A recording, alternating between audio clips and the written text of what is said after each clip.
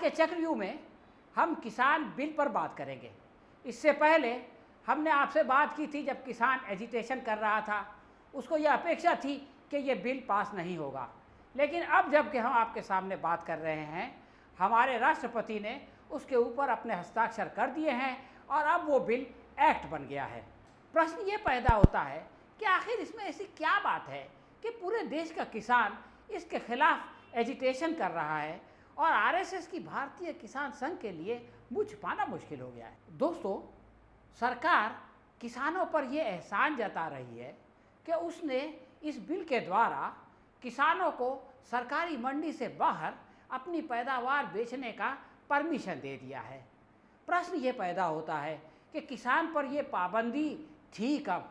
वो अपनी पैदावार लाजिमन सरकारी मंडी पे बेचने के लिए बाध्य कभी नहीं था, वो तो इससे पहले भी आज़ाद था। इसका मतलब ये है कि जो प्रतिबंध सिरे से था ही नहीं, उसको ख़त्म करके बिना वजह का क्रेडिट लेने की कोशिश की जा रही है। इस बिल से ये इंप्रेशन देने का प्रयत्न किया जा रहा है कि किसान मंडियों से बाहर अपना माल बेचना चाहता है, जबकि सच्चाई ये है कि किसान सरकारी मंडी के अंदर अपना माल बेचने के लिए इंसिस्ट कर रहा है।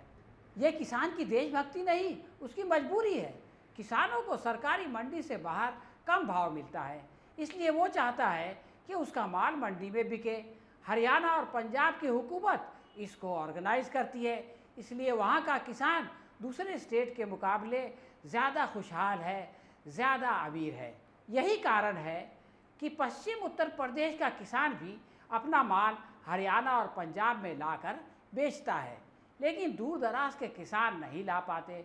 लेकिन अगर दूर का किसान 70 रुपये प्रति लीटर डीजल डालकर अपना माल दूर लेकर जाए तो उसका सारा प्रॉफिट तो ट्रांसपोर्ट में चला जाएगा और आने जाने की जो परेशानी होगी वो एक्स्ट्रा होगी।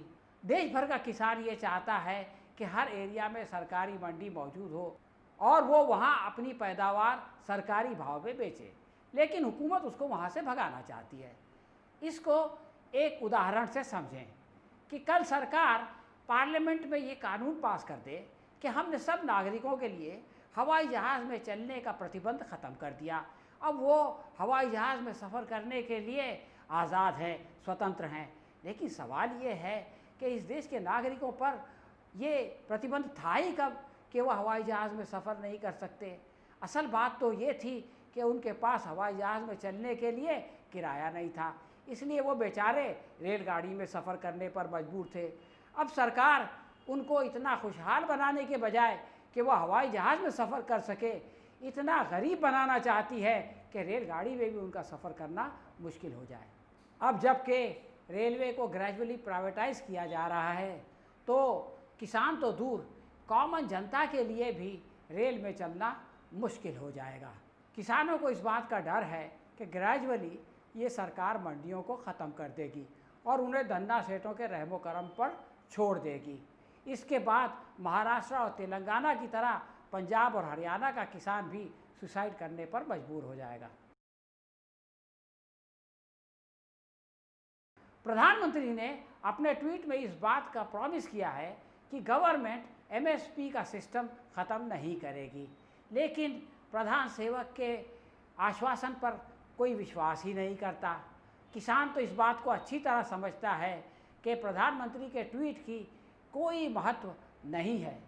सरकार को चाहिए कि वो इस बात की गारंटी करे कि किसानों का सारा माल सरकारी मंडी में एमएसपी पर ख़रीदा जाएगा। अगर सरकार ये गारंटी कर देती है तो ये आंदोलन आज ख़त्म हो जाएगा, लेकिन वो ऐसा करने के बजाय लोगों को भ्रमित कर रही है, तरह तरह के ट्वीट निकाल रही है, ऊट-पटांग स्टेटमेंट दे रही है और किसानों की जो ये आंदोलन है उसको ख़त्म करने का प्रयत्न किया जा रहा है। लेकिन वो इसमें कामयाब नहीं होंगे, उनको इसकी बहुत बड़ी कीमत चुकानी पड़ेगी। पंजाब, हरियाणा और वेस्टर्न यूपी के गांव में उनका घुसना मुश्किल हो जाएगा, इसलिए कि वहाँ का किसान अब धोखे में आने वाला नहीं है। दोस्तों, किसी ज़माने में एक चुटकुला मशहूर हुआ था कि जापान के प्रधानमंत्री ने ये ऑफ़र दिया कि वो पटना को 3 महीने में टोक्यो के जैसा बना सकते हैं, इसका जवाब देते हुए लालू प्रसाद ने कहा कि वो 3 दिन में टोक्यो को पटना के बराबर कर सकते हैं। आजकल हमारी केंद्र सरकार इस जोक को रियलिटी में बदल रही है।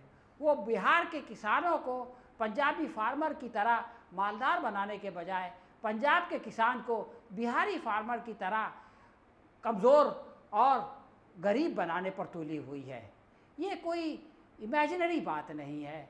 सरकारी स्टैटिस्टिक्स के मुताबिक पंजाब का किसान 39% गेहूँ सरकारी मंडी में बेचता है, जबकि बिहार में वो सिर्फ 0.1% गेहूँ सरकारी मंडी में बेच पाता है।